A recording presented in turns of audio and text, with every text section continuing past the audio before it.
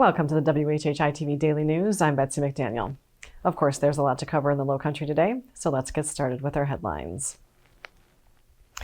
In an effort to help parents monitor their kids' social media platforms, the state legislature has passed and sent to the governor a new social media law prohibiting teenagers under 16 from watching autoplay videos and receiving notifications of new posts. Parents will now also be able to monitor and cap the amount of time kids spend on social media platforms. Content providers are barred from targeting advertising to children and younger teens. The state representative sponsor of the bill lost his teenage son to suicide after an online sextortion scam. Governor McMaster has signed the bill into law, but experts say the new law will likely be challenged in court by large technology companies. While early voting continues both here in the Lowcountry and statewide before the June 9th primary, one candidate for governor has just picked his running mate. Upstate Congressman Ralph Norman has named former state rep Adam Morgan as his lieutenant governor running mate. Norman is calling it the Freedom Caucus ticket, as Morgan was the original chairman of the House Freedom Caucus that has battled the main House GOP caucus since 2022. Norman has been a member of the U.S. House Freedom Caucus in recent years. Norman says he'll put Morgan in charge of the state's road projects as chief liaison with the Department of Transportation. Alan Wilson has already picked State Senator Mike Rickenbaugh as his running mate. None of the other Republican gubernatorial candidates has picked a lieutenant governor candidate yet.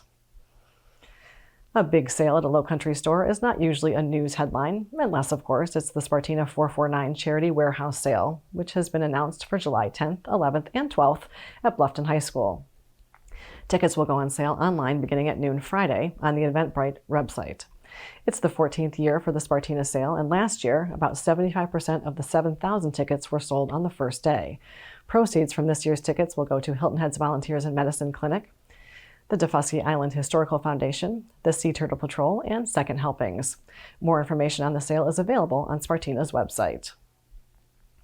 Hurricane season is now officially underway, and we will have to be aware of potential storms until the end of November. Luckily, this year is predicted to be a below normal season. Last year, there were 13 named storms, and that seems to be the consensus of predictions for this season as well. There were not any hurricanes that made landfall in the U.S. last season, though there were 3 Category 5 storms that struck land in the Caribbean. The first 4 names for storms this season are Arthur, Bertha, Cristobal, and Dolly. By the way, there have now been 100 names that have been retired since 1954. And something unique about living here in the Lowcountry is the fact that we share this beautiful space with lots of wonderful wildlife, including alligators. Viewer Jackson Duncan of Knoxville recently shared a video with us about one of those gators having an interesting snack during a round of golf on the Oyster Reef course in Hilton Head Plantation.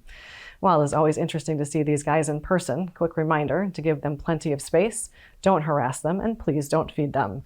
Remember, a fed gator is usually a dead gator.